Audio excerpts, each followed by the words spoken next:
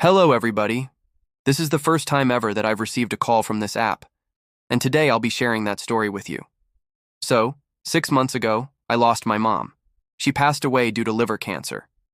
Now, I live in a different country from my dad, so I couldn't go home for her funeral. I could only watch it online. It was such a shame, but at least I could see my dad and sister one last time. My dad cried a lot at the funeral, but he told me later that it was only because he had to be strong for me and my sister. Now, half a year has passed. Yesterday, while sorting through some of my mom's things, I found these audio messages that she recorded. I wanted to hear her voice again, so I played them back. That's when I remembered an app that I used to play with when I was little. It was an app that could imitate voices. You could feed it some audio clips and then it would mimic them, so I went ahead and downloaded it. This time, though, I wasn't doing it for fun. I wanted to hear my mom's voice more than anything. As soon as I put my phone next to her voice recording, the app started to analyze it. It took about 10 minutes before it finally finished processing. I clicked the play button, and the app started to imitate her voice. The thing that surprised me was that it sounded exactly like her, even down to the tone of her voice. That's when I got the call. I nearly jumped out of my skin. Who was calling me? Why? I never gave my phone number to anyone other than my family and close friends. I didn't think it was important to block it, so I picked up the phone. On the other side of the line was silence. Then I heard my mom's voice. It was the exact same tone as when she spoke to me. "I'm here," it said. "Who are you? How did you get my number?" I asked. To my surprise, it answered, "What you asked for back." "Who? Who is this?" I continued to ask, but it only repeated itself.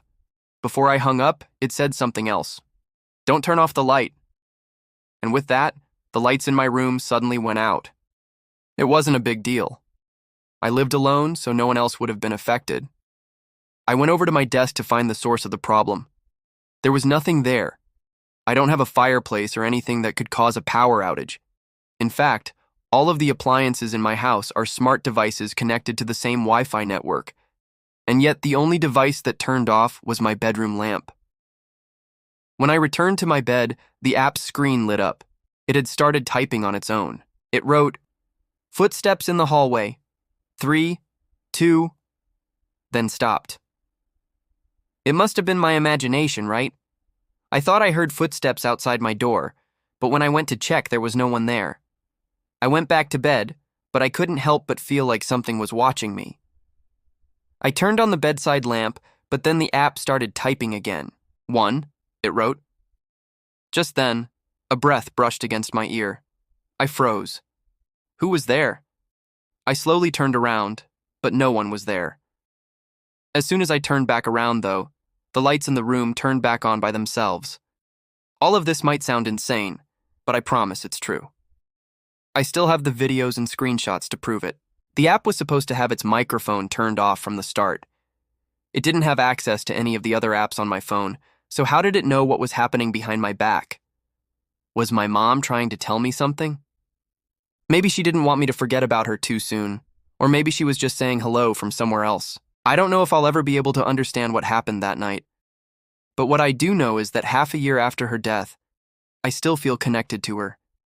Even in the smallest of ways, I believe that love can overcome anything, even death. Well, I hope you enjoyed listening to my story. If you have experienced loss, please feel free to share your story in the comments below. I'd also like to let you know that we have another video that discusses how to cope with grief. If you're interested, please check it out. Thank you for watching.